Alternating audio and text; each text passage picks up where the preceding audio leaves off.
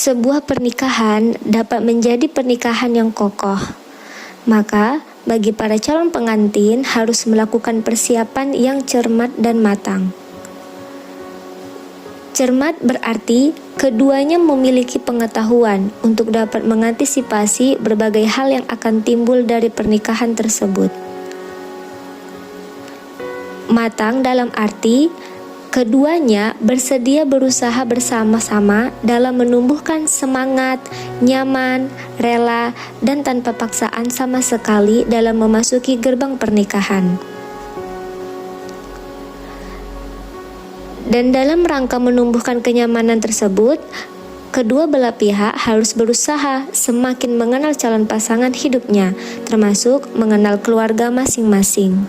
Menikah tak hanya suka dan gembira, tapi juga harus kokoh dan mulia.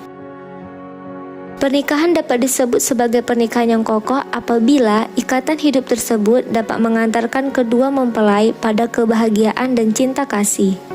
Pernikahan yang kokoh juga merupakan ikatan yang dapat memenuhi kebutuhan keduanya, baik kebutuhan lahiriah maupun batiniah. Oleh karena itu, para calon pengantin harus merencanakan perkawinan yang kokoh untuk menuju keluarga sakinah, mawaddah, dan rahmah.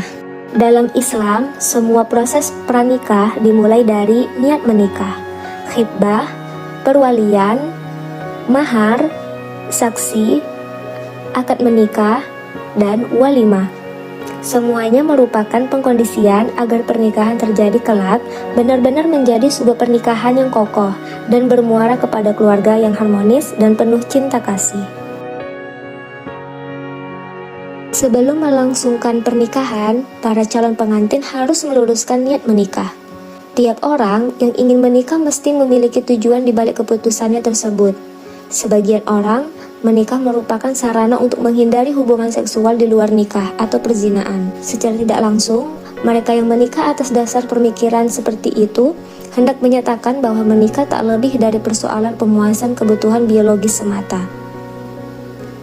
Ada pula yang menikah karena alasan finansial, seperti mendapatkan kehidupan yang lebih layak. Sebagian lain menikah karena tak dapat menolak desakan keluarga atau terpaksa mengikuti karena berbagai alasan lain. Menikah merupakan bagian dari ibadah. Pernikahan dalam Islam adalah media pengharapan untuk segala kebaikan dan kemaslahatan. Atas harapan tersebut, menikah sering disebut sebagai ibadah dan hukumnya sunnah. Maka dari itu, pernikahan harus didasarkan pada visi spiritual sekaligus material.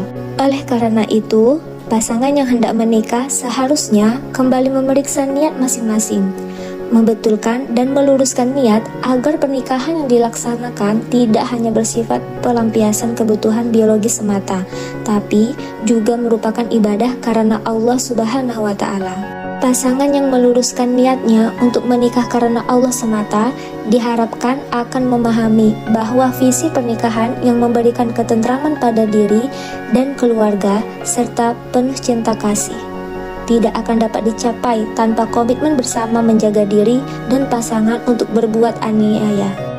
Tanpa pemahaman yang benar akan esensi pernikahan dan dilandaskan pada niat yang tulus karena Allah Subhanahu wa Ta'ala, potensi tindakan aniaya kepada pasangan akan menjadi semakin besar.